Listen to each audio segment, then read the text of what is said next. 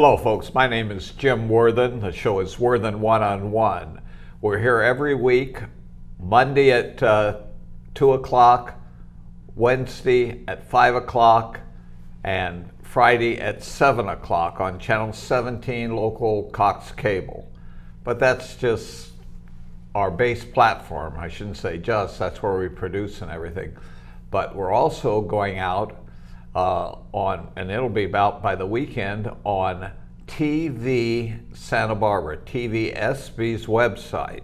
You go to the demand button, and as I keep complaining, you get to the demand button and there's a whole list of shows, and these guys really don't like me. They put me in the last show and then they blame the alphabet. You know, I know the alphabet. Why am I at the bottom? The second place is on YouTube. Go to the YouTube and search Worthen One-on-One, and we're right there with this show and probably the last 10 shows. So the reason I tell you that is our person today has interest in speaking to people in Ventura, Santa Barbara, San Luis Obispo, and you have friends and loved ones and family in all those areas that you may want to give the sites to so they can see them. Also, you have that dumb neighbor that put that disc up on his house without a building permit, and he probably has cut cable now and doesn't even have dish. He's probably doing it on the internet, so you can give him the internet site and he can watch us. So that's the important information for you to share the show. And as I tell people the old joke about my granddaughter, she says, you know, you're on the internet and you'll be there forever. I said, okay, what's wrong with that? She says, well, 200 years from now, your great-great-great-granddaughter will be just as embarrassed with you as I am. So I can't get any respect. My guest today is someone that I last interviewed 8 years ago.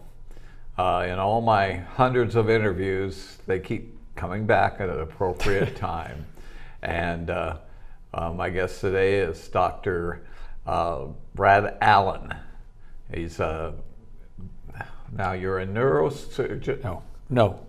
Pediatric cardiac. I was trained as a pediatric cardiac surgeon. Well, we'll get to that. Okay. I thought it was pediatric neurosurgeon, no. But that doesn't. They don't have brains. No. Anyway. There we go. Brad, where were you born? I was born in New York City, Manhattan. I lived there for the first 5 years of my life. My father at that time, who was also a doctor, was training at Cornell in New York Lying-In Hospital.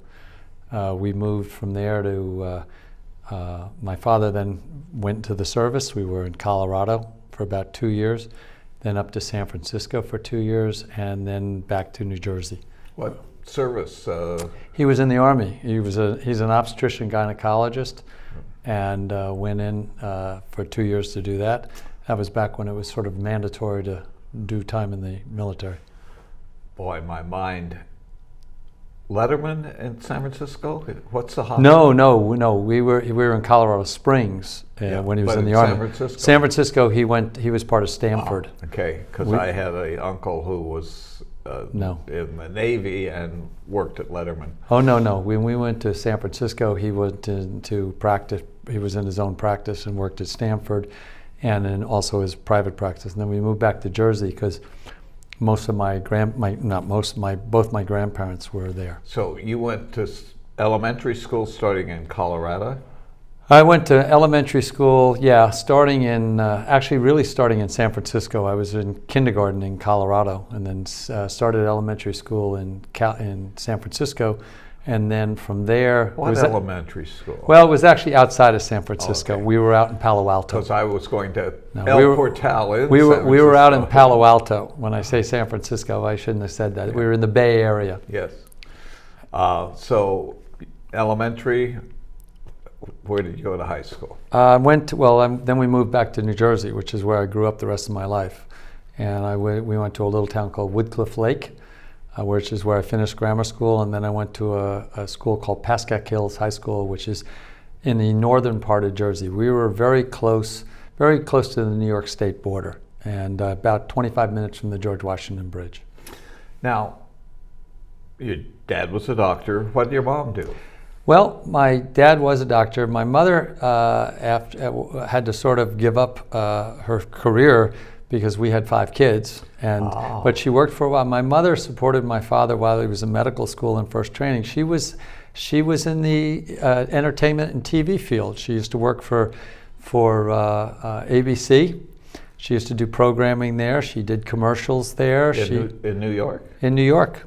She actually, when we would, years later, when some of these shows would come on, like Bill Asher, when he would do Bewitched or something, my mother would go, "Oh, I knew him when he was nobody," and she would, because she would work with a lot of these people back in the 50s, and she said back then they did everything. You know, nobody just did one job. You did it all.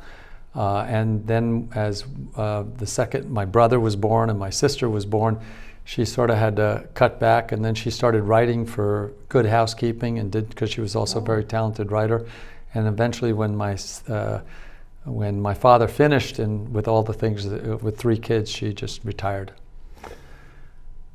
You say there were 5 of you. There were 5 of us. You and 4 more. There was myself, and I had 2 brothers and 2 sisters. So there were 5 of us. What do they do? I was the oldest. My brother Jeff unfortunately passed away a few years ago from leukemia. Mm-hmm. He was in business. He had his own company and then went to work for multiple big companies, ending up in the telecommunications field. My sister Nancy has been a housewife. Although she also works. She works in some of the schools as a volunteer teacher and things. She has 6 kids, so 5 kids. I don't want to. She'll get upset. 5 kids, and lots of grandkids. My sister Karen lives in the Boston area, just outside of Boston. She works in the restaurant business. And my brother Kenny is a vice president with Landry's. He's recently moved to Florida, so he works also in the restaurant business, overseeing a lot of restaurants in this country. Oh, great family. The interesting thing that I could see, the audience may not have been able to, when you started talking about your mother's career, you beamed. You just, more than talking about dad's doctor or, anybody else, you just, it was what's interesting is that you don't know about your mother's career when you're a kid because your mother's always been just your mother. It was only really years later that you started to realize, I never knew until I was much older that my mother went to Northwestern, and that she dropped out of college because of my father was so busy in medical school they couldn't afford to do that. So, I didn't realize a lot of the things she did because I didn't grow up with him. Whereas my dad, I was very proud of him. He had the busiest OBGYN practice in all of Jersey, and was very successful. And an honest man. A lot of these doctors, the wife drops her career, puts them through school, and then the doctor divorces them and gets a trophy wife. Not him, huh? Well, my parents did get divorced, but after 34 years. After the kids all were gone. Yeah, it was after 34 years.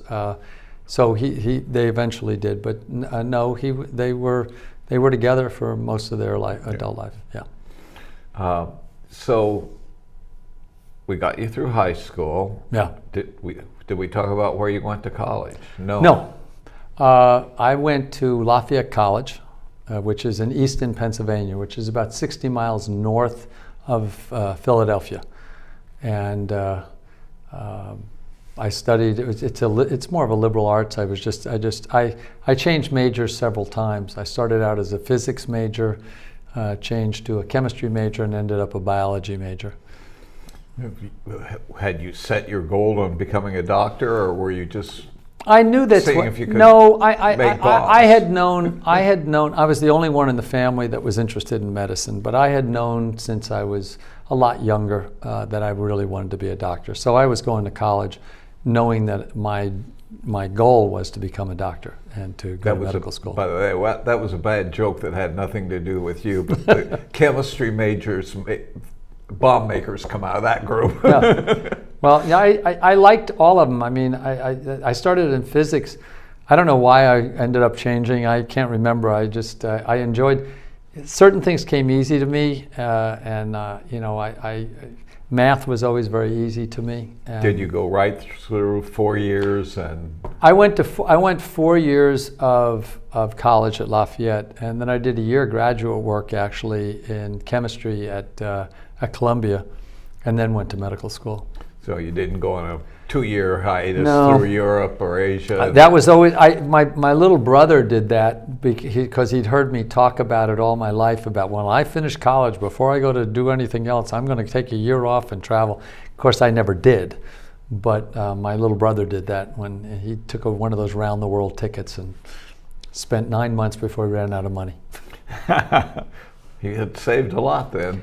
Not really. You know, you could. It's amazing what you can get by when you're like 19 years old. You get a sleeping bag and a backpack and not too much. You don't need too much money. True, true. We see him going through our community, and from Europe. Now, where did you go to medical school? Well, so after I finished Columbia, I went to Chicago Medical School in Chicago. I spent 4 years there. And then I went into UCLA, which is where I did my residency. Were you were a general surgeon and you hadn't? No. Well, when I left Chicago and I went to medical school to residency at UCLA, I was on the long program. I did 5 years of general surgery along with 2 years of medical research. So that was 7. And then I did 2 years of cardiothoracic, so I became a heart surgeon. From there, I went to the University of Toronto, the place called the Hospital for Sick Children, and specialized more in pediatric heart surgery for another year. So basically, 10 years after medical school, I finally had finished. And where did you set up practice? Well, then I actually was convinced to go back to UCLA and do a little bit more medical research, I did that because I had met my wife by then, and that's where she had to be and where she was. And Your current wife? My current wife. I've only been married once. That's a great story. We're going to go. That I think has to do with a hospital in Texas. No, that actually when I was at UCLA, her father came in and needed surgery, and I don't know if you want me to tell it now. Sure. Okay. My wife is the actress Jacqueline Smith, who's on Charlie's Angels, and especially at this point in time, she was better looking than either one of us. Oh, absolutely. By far. And at this point in time, she is now the biggest one in movies of the week, and working a lot. And Charlie's, it's not too long after Charlie's, and so a friend of mine, her father came into town, and he was very short of breath and not feeling well. So he actually went to see a cardiologist who was a friend of mine, and still is, and my cardiologist. He called me down late one night and he said, I want to show you a film of somebody. And I said, okay. So I came down and he shows me the film and he said, what do you think? I said, this man needs a coronary artery bypass and repair of his mitral valve. And he goes, this is Jacqueline Smith's father. And I said, good. He needs repair of his coronary arteries and a mitral valve. Did you know who Jacqueline Smith was? Oh, of course I did. But it didn't matter to me. This is what he needed. And but that's how we met. Was when I was part of the team that operated on her dad, and her mother. One night when I was up in the, you make rounds on your patients after surgery, and her dad was there for a little bit longer than others for a variety of reasons. And so I'd gotten to know her mom and dad very well, and I liked them, but I was also very cognizant of her privacy. And so they were on the top floor, so that was the last place I would see. If she wasn't there, I would talk to them a little bit longer because they were my last patient. And if not, if she was there, I would be in that quick. And one night when I was there, her mother said to me, would you mind walking my daughter to her car? And I'm thinking, yeah, it's real dangerous walking down to the car. But I did, and we got to discussing restaurants. And we talked about where our favorite one was, and I told her, and she said I'd never been there, and I mentioned I would take her if she wanted to go, and we went, and one thing led to another, and so then several years later we got married. And the reason I came back after Toronto to Los Angeles was when I went to Toronto, Jacqueline did a movie there. So we got very close during that time because we'd see each other every day, or almost every day. Sometimes I was working too late. During your courtship, this was before when, yeah, this was when I was learning pediatric heart surgery more, or getting better at it, I should say. And so we would see each other all the time, and then when I had time, I would fly back in from Toronto. And then I came back to UCLA, and I did some research because it allowed me to stay in town to see my wife. Eventually, I had to take a regular heart surgery job, and I went to University of Illinois in Chicago, and we commuted. She would come out on some weekends, and I would come back here on some weekends, because the thing about being a pediatric heart surgeon, you can't just decide, I think I'll practice in this city. You're lucky to be able to get into the field because we train more people than there are positions.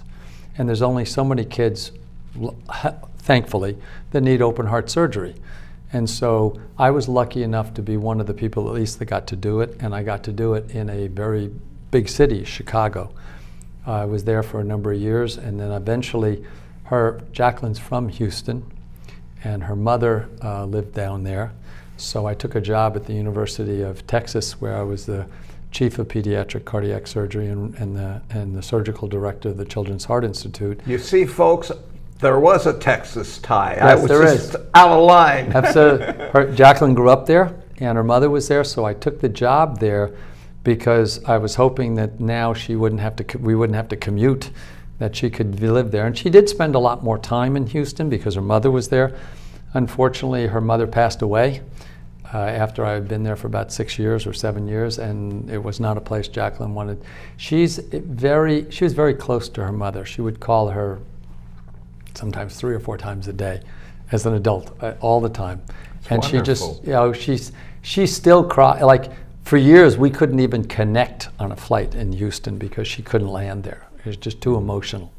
And so I had to leave, and so that's when I returned to Los Angeles.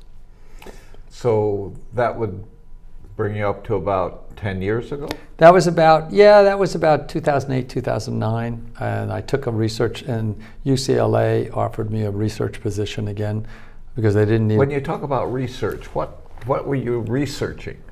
Just different surgery techniques? No. I was lucky to have a very good mentor in this, and we worked together for about 40 years. And we initially worked on how you protect the heart. When you do open heart surgery, you have to stop the heart for a lot of these procedures and take away its blood supply. When you take away blood supply from an organ, it gets what's called ischemia. The cells can't live very long that way. So we had to find there has to be solutions and ways to stop the heart and protect it during that time. And we helped pioneer those solutions. And then we also went further, because no matter how well you stop it, the cells still have some damage. When you give back that solution, when you give back blood, those cells can actually be injured. Much like if I had a house and I went around and opened all the windows and there was a storm coming. If I don't close all the windows before the storm gets there, the inside of the house gets bad. So we found solutions to rejuvenate the cells so that they were protected when we restored normal blood. Otherwise, the normal blood can cause what's called a reperfusion injury. And so we, at one point in time, about 80% of the world was using solutions based on our concepts. Wow. And then we took that concept, we used those concepts of ischemia reperfusion to show that works in a lot of different organs and for a lot of different diseases.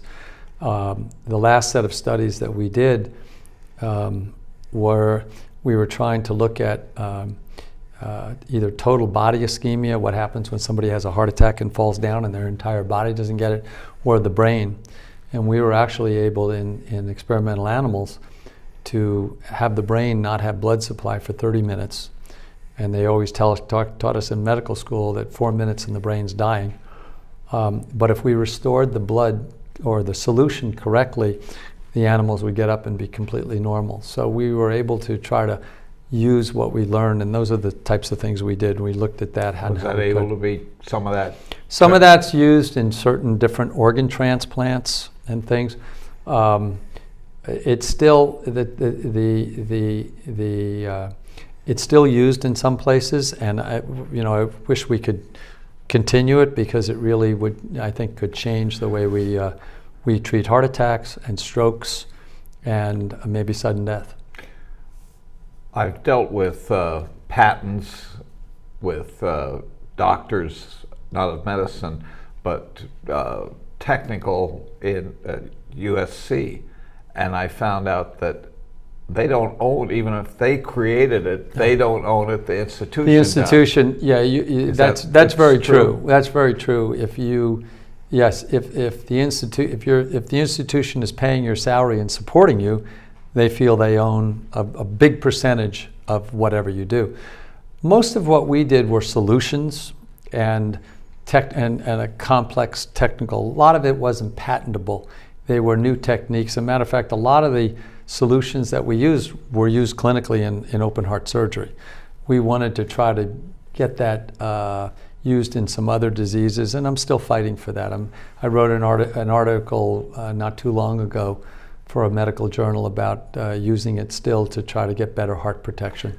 I hear the word solution. Are we talking about solving a problem or a liquid? Okay, no, we're talking about a liquid. Okay. But the liquid has to be delivered under the correct circumstances. Okay. So it's a combination of both. But no, it's not a solution to the problem. It's an actual solution that you use. Because as I said, if you give blood back to a very ischemic cell, that cell will get an injury. It's like that house I told you about. You have to first get all the windows closed, and then it's fine. The blood can cause damage to cells that are injured. It can see the cell is damaged and want to kill it. I want to get to your political life, okay. But I had one last question about your practice. Okay. It's continuing right up to today. Well, what happened is that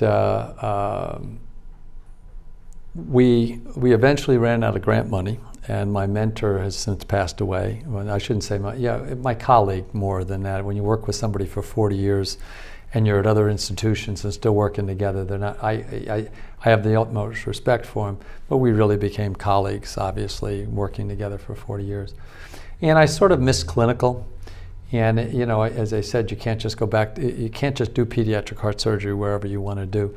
But I can't remember exactly how it happened, but I talked to some people at USC and in the trauma and critical care realm, and I've always liked innovative solutions for things, and looking at things as a problem. How do you solve it?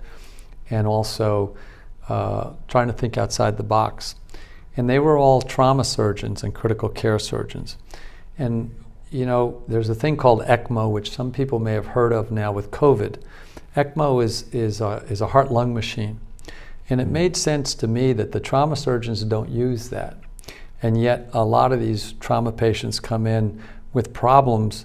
They're unstable, they need blood, they're cold, you can't stop the bleeding, but their organs are all still working and preserved, And it made sense to me that maybe we could take ECMO or the heart-lung machine and use it in these in these trauma patients to keep them going and keep their body doing well while we've fixed their trauma. So that's what I've been trying to introduce. COVID got in the way of me doing that down there.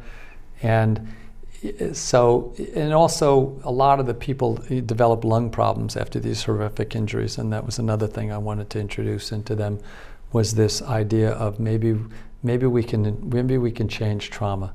And as I said, I started to work with them. I came up with a few other ideas, borrowed from maybe things I've done in heart surgery, that we're trying to introduce into the trauma system. You're an innovator at heart.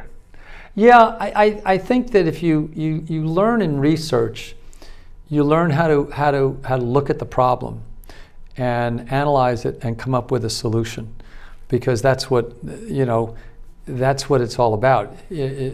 As a doctor, we all have to look at consequences of our actions, because it's not just, oh, we just throw this at it because without any consequence. And so yeah, I like to look at a problem and see if we can find a better solution for it. We'll do well in politics now, as you and Jacqueline have spent 10, 15 years in the Los Angeles scene. Any social or charitable groups that you? Oh yeah, I mean, Jacqueline's been the chairwoman of what used to be called the Crippled Children's Society and is now called Ability First for 35, 40 years. She donates her time to that all the time. I sit on the board of the Farrah Fawcett Foundation, which we give grant money to. Farrah died. Farrah was one of the Charlie's Angels. Yeah, I was going to say a cohort. She died of anal cancer, which is an HPV, which is a virus type of a cancer. Mm-hmm. And so the board, what we do is we give money for HPV research and also aid people that have cancer to pay for their travel to. And we give it to other institutions to help house and take care of cancer patients, as well as to places that may be looking at innovative treatments for different cancers related to that. I think I'm going to pass on getting into your wife's businesses so we can get to politics in this last half. No problem. I know she's a businesswoman and very successful in that right. I first heard of you in politics and met you 8 years ago. Had you done anything in politics before that? No, not really. I really hadn't. You weren't young Republicans or young Democrats? No, other than going to the occasional dinner here and there. No, I really was never. I always kept abreast of politics, but I was never involved in it. No, and I'll say this. What got me interested or got me doing it in 2008 is what is getting me, 2014. 8 years ago. Yeah, 8 years ago is the same thing now. I looked at, then it was about Obamacare and what I thought was happening to healthcare, and looking at what was happening to our healthcare and how people that had no concept of, I've worked in VAs, I've worked in Canada, I've worked in major institutions, I've even worked for a short time in a private practice where we covered 3 universities when I was in Chicago. We did that. So I understand how healthcare works and the good and the bad of it. And I looked at what was happening and I thought, these people don't understand healthcare and yet they're making all these decisions. And I look at it now, the same thing. I've never seen our country change so much and have so many problems all piling on top of each other that I said, I can keep sitting on the sidelines and complaining, or I can try to do something about it. Well, one of the great misnomers used by the progressives or liberals has been that they don't have health care, and we've got to provide them health care, and what they really meant is insurance. That's correct. It's health care. Everybody had health care. My line on that is insurance is not health care. That's right. When 50% of doctors in Texas won't take new Medicaid patients, doesn't matter if they give you Medicaid. If I told you that you're not going to do any better with that insurance because of all the restrictions, who cares? So it's more than giving you insurance. It's a matter of giving you health care. And politicians tend to, in every group, put everybody together. People that have no insurance are totally different from people who have maybe suboptimal insurance or people with Medicare, et cetera, et cetera. If you look at the 85% of people, for instance, that had health insurance a few years ago before Obamacare, they were fine. What they were interested in is cost. We should have addressed cost with them. The 15% of people that didn't have health care, that's a different story. We need to address them separately. We address costs. We double the cost. We doubled the cost. Right. Yeah, all or we did, more. we drove the cost up, and we didn't improve. You know, I used to get what people used to say. Oh, we don't have the best health care. Our overall mortality rate is higher in this country than it is in others. It's interesting because, first of all, a mortality rate is not a good predictor of health care because it takes into account smoking and diet and a whole bunch of things that have nothing to do with health care. But even if you do that, there was a great study done a number of years ago by some economists, and they did two things. They took murders or suicides, homicides, and they took death by car accidents out of the mortality statistics. And guess where you live the longest? The United States. Oh.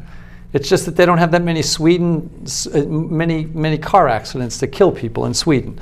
So you can't just use that. But even better was something else. I think it was out of the University of Iowa. Two researchers looked at, what I really want to know is if I get sick, where do I have the best chance of living? If I have a heart attack, where's the best chance of living? If I get cancer, where's the best chance of living? So they looked at that just before Obamacare, and I'll tell you something else about Medicaid in a second. They looked at that, and they looked at 5 common cancers. I know breast was one, colon was one, prostate was one. I'm blank. I think lung was one. I can't remember the 5 anymore.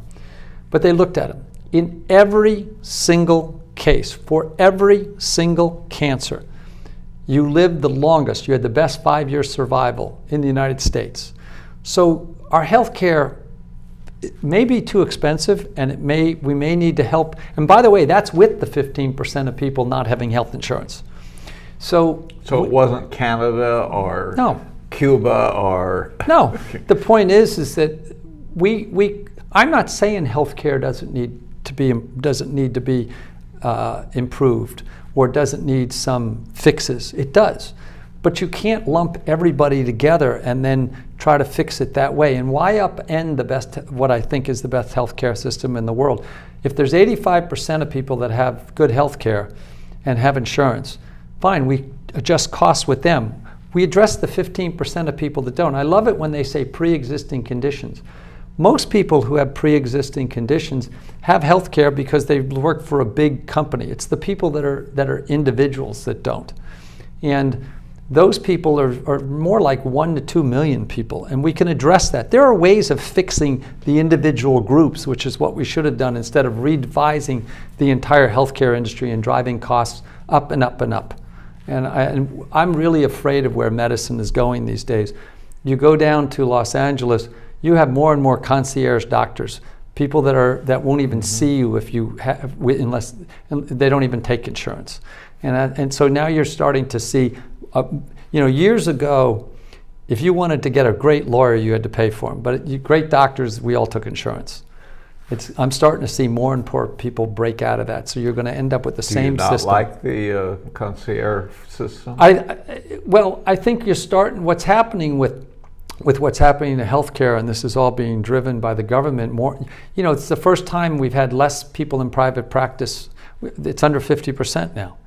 They're all going to work for corporations. So doctors are going to work for corporations. Well, their productivity goes down by 25 or 35%. Yeah, 80% of the doctors work for a hospital or a corporation. And that's all being driven by the government and with their rules and regulations. As I said, we could sit here and talk about healthcare, and I'm not saying it can't be improved. It can. But, it's like I used to say to people, would you send a politician to fix your business? But you'd send them to fix your health care? Really? I wouldn't. They didn't have, there are ways of fixing it. There are ways of improving it, and it should be. But what we did for this broad stroke, and I think now the problems go way beyond healthcare, but healthcare is still a problem, and that I think we need to address.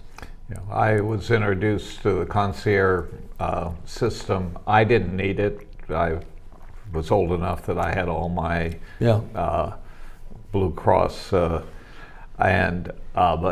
Bruce Johnson, the Beach Boy, introduced a several of my friends, and they were very pleased to be able to pay, I think it was $2,000, and be able to pick up the phone. That's exactly right. But now think about it this way, and I'm agreeing with that. If you can, that's what I said. We're getting a tiered system more.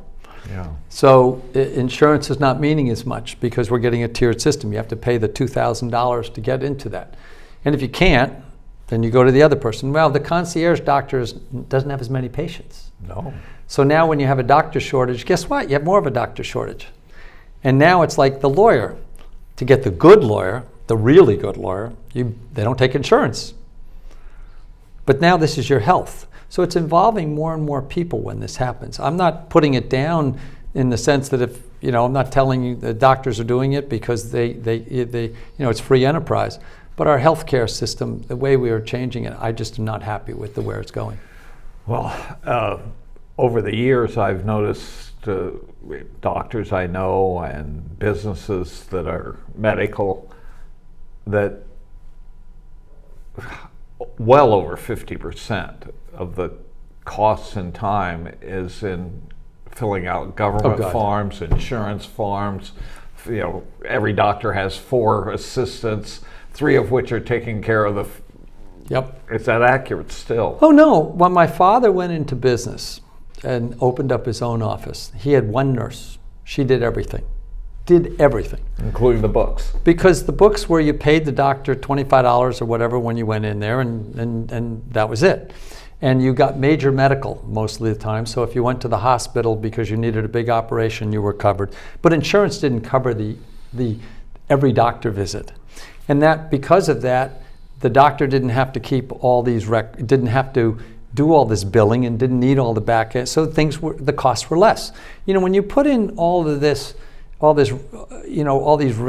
regulatory demands, it only drives up cost.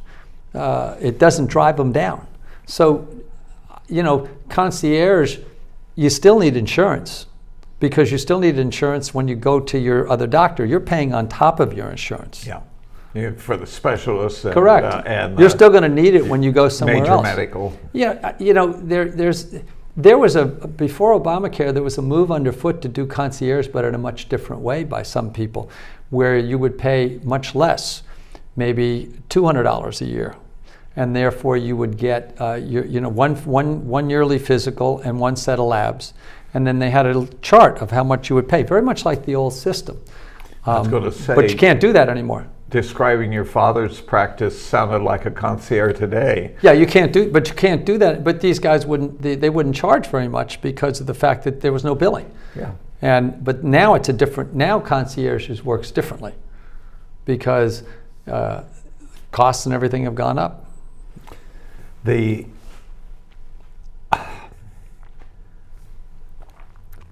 talk about pre-existing conditions and major medical, and these are terms that, unless you're in that group, which is 1 million or 2 people, the average person with medical insurance doesn't understand. No. And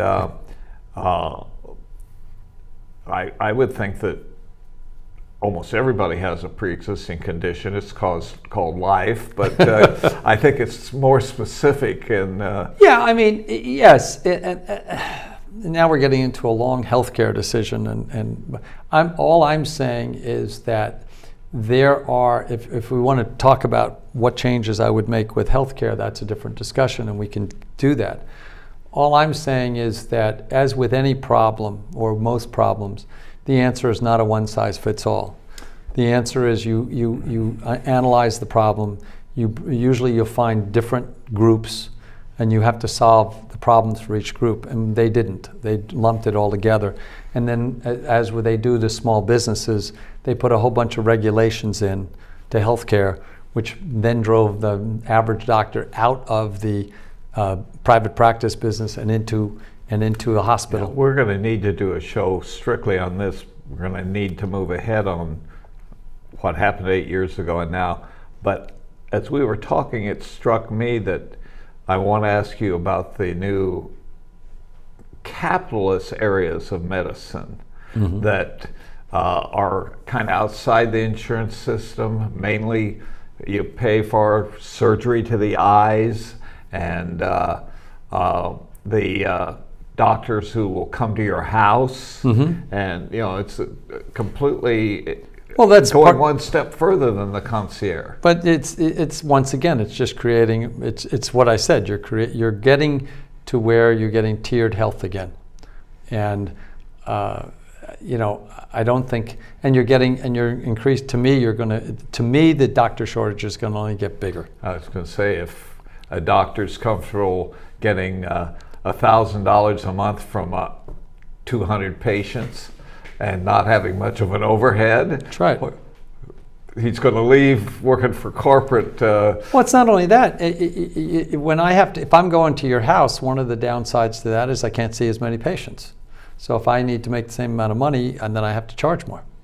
And so I'm not against doctors being capitalists any more than I'm against lawyers being capitalists. But the system I don't think is helping the overall. What I'm looking at is it's not helping the overall health care of people. Medicaid, there was a great study, the Oregon Health Study. Yeah. I'm sure maybe you know about it.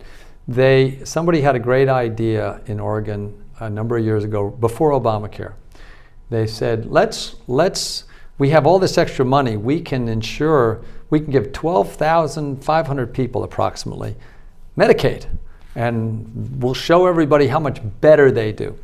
Well, they had they said that, and 25,000 people showed up. So they said, some brilliant person said, great, we'll give half of them Medicaid and half of them no, and we'll show everybody how much better they do. See, they just need insurance. Great. So it was stopped. The study was stopped, I think, after about 3 years. It's been a while since I read it, because Obamacare came in and now everybody could get Medicaid. But the problem is they couldn't show any improvement in any of the things that they measured for health. The only thing they could show was a 40% increase in emergency room visits, because now they had insurance, so they could go to the emergency room, which only drove up the cost of health care and clogged emergency rooms. So, it's like if you give somebody health care but they can't get into a doctor, where are they going? Into emergency rooms. If anybody's been to the emergency room recently, good luck getting in without hours and hours of wait.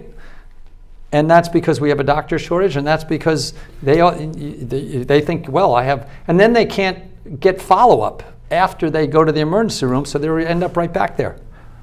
Suffice it to say, you ran for Congress 8 years ago in a crowded field that included Mitchum,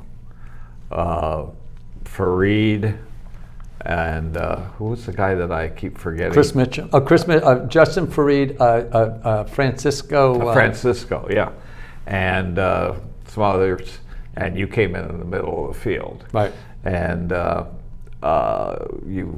once you saw the field, you were less aggressive in raising money and fighting, because you knew that these were local stars you were up against. So you left politics. Correct. And several people talked to you about running for Congress, but you had the courtesy of saying, I want to wait and see what Andy Caldwell's going to do. Mm-hmm. Oh, you mean this time? This time, yeah. Okay. And when he, at literally the last minute, finally quelled all, he never committed to run, but people were begging him to run, knowing this is a banner year for conservatives and Republicans, well, for everybody who's tired of what's going on. And you waited and literally filed the last day. Correct. When Andy said, I'm not running. Yeah, I some people talked to me, and I said, if there's another good candidate, and it wasn't even limited to Andy, I said, if there's another good candidate, then I think that's who should do this. The reason I even listened is, as I said, I'm looking at inflation is the highest in 40 years, and as I've said to people, if they calculated it the way they used to calculate it with the CPI, it would be maybe the highest in history. Crime is up. Homelessness. To be fair to the people, what you're saying is inflation right now is almost 9%. If we'd used the standards of 20 years ago, it would be over 16%. Correct. That's what I was saying. Yeah. No, you were saying it right, but I wanted to put the number to it. Okay. So, yeah, we got homelessness that's a problem. We got crime that's a problem. We're defunding the police. Interest rates are going up. The debt is going through the roof. We're more concerned about teaching kids gender identity and critical race theory in their first and second grade. We should be more concerned about teaching them math and science, since kids, especially in California, are not doing so well compared to the rest of the country. They're trying to go after charter schools. They're talking about the Iran nuclear deal again, which has such huge implications. It's unbelievable. I just looked around and there's not one thing that I can see really, or almost nothing, going well. And I just looked at it and I said, if there's not a good candidate, I got to do something. Boy, you are a masochist, seeing all the problems you just outlined, and you want to jump into the fray. Well, I think at some point in time, you either stop complaining about it and you try to do something about it, or you don't. I mean, I look at Salud Carbajal.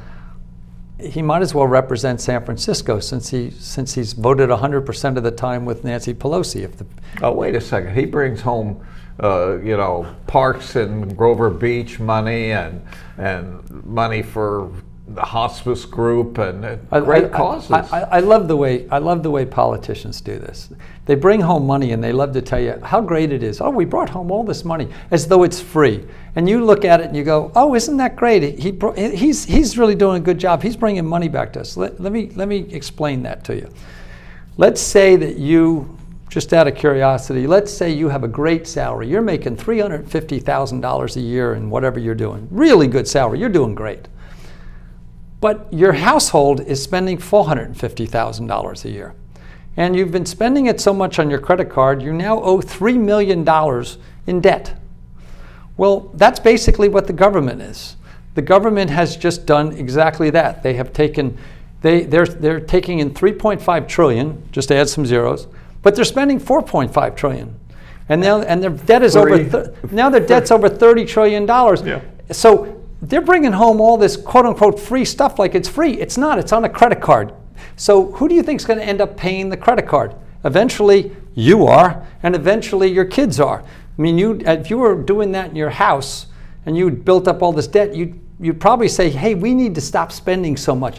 But it seems to be free. And the other thing that people forget about is how is the government doing this? How do they do this? Since they don't have really a credit card, but they do. They can just print money. They just keep printing money as though it's free, as we can just do it.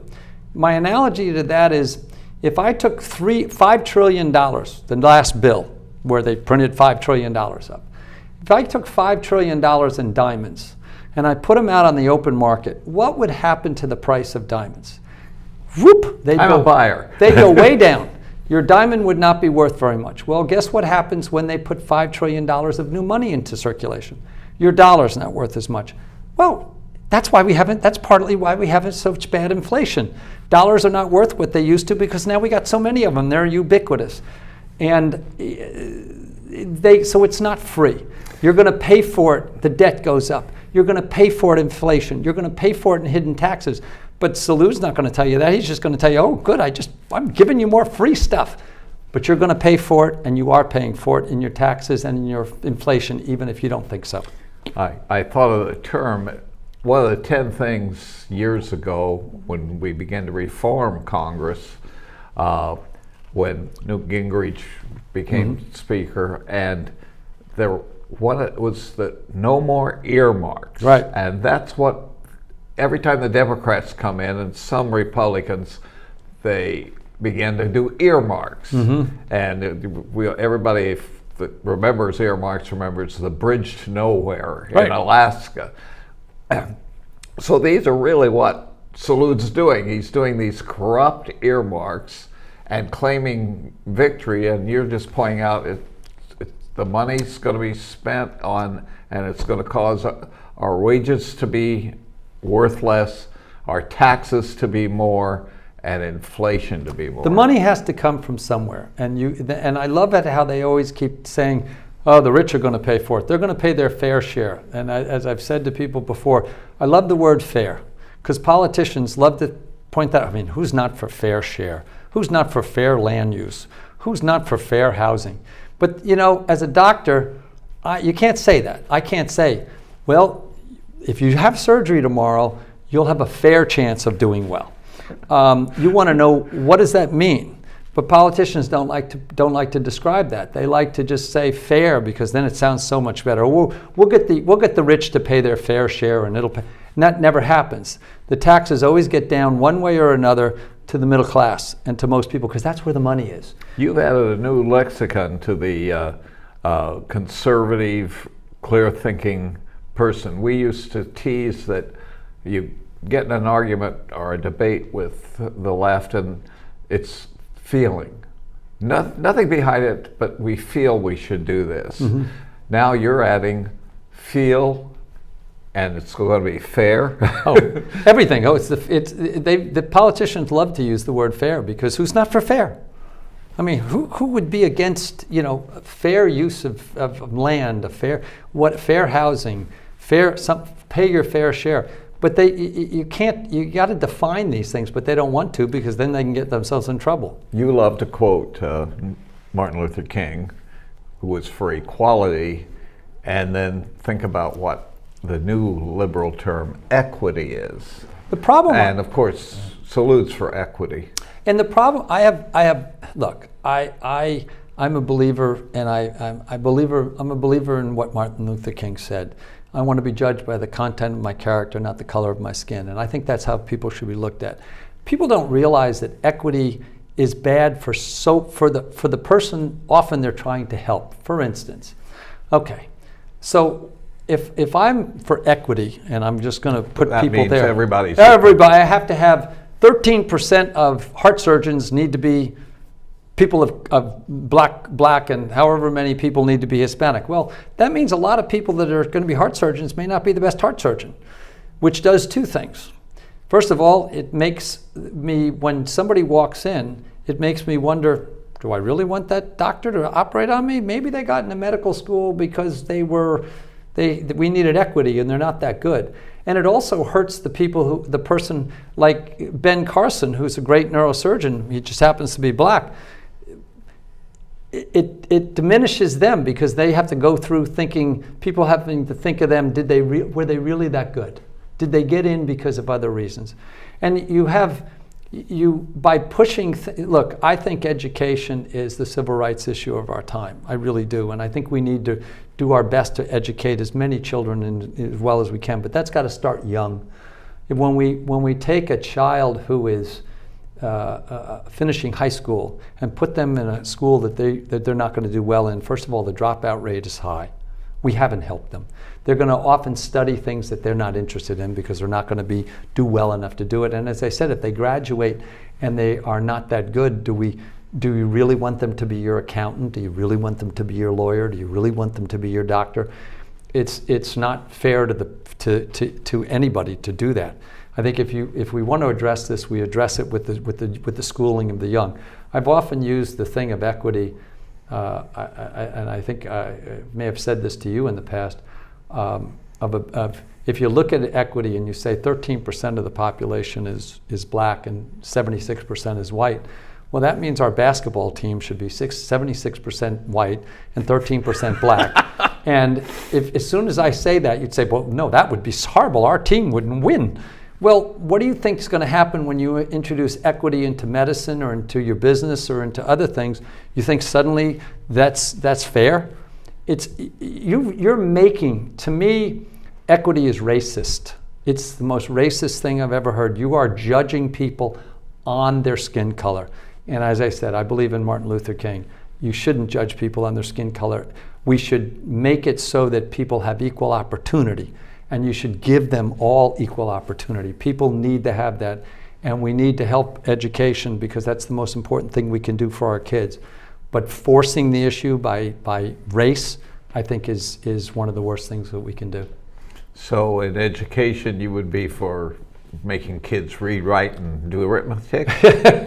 Yeah, I'd like to worry less about gender when they're in their first grade, and I'd like to worry more about reading and writing. I'd like to give parents more of a choice. on where they go to school. You want to talk about differences between rich and poor. It's the school systems and where we force them or not force them to go to school. It seems like charter schools over and over again, they're not always better, but a lot of times they are if we give parents choice. Money should try to follow the kid, not the district, so that parents have a choice where have more of a choice where they send their kids. Parents want to help their kid. They want their kid to get better. Well, we had, and we're getting down to our last couple of minutes, we had one of the greatest examples of the failure of education and the tiering of it in that private schools stayed open. Private schools functioned. The public schools, most places in California, were closed for 2 years. And so the poor whites, poor people of color, they were put back 2 years behind other people. Oh yeah, and see, that gets back to we were talking about research earlier. I know how to read a research paper. I know how to analyze it, because that's what I did for most of my adult life. When I look back at how we managed the kids in school with COVID, it's appalling. We did so much harm, and it was so obvious so far before we started to open the schools up. We've damaged these kids, if not for years, maybe for life. We've done so much damage by closing it down long after we knew that was the wrong thing to do. So what we've done to these public school kids by just the COVID, and that doesn't even get into the fact that, as I said, if you compare Texas and California, the Texas kids do much better, and yet they collect no taxes, and here we got the highest taxes in the country, and the kids are not getting as good in the standardized tests. So we're failing the kids here, and I think that we need to try to change how these kids get educated instead of teaching them things that don't have anything to do with their. Got 1 minute. Sure. What's happening with small businesses as you travel this district? What are you seeing? Well, it's a shame when you go down any big street now. You see for lease signs. A lot of businesses have closed. Regulations and taxes are killing small businesses. As a small business owner myself, I understand that.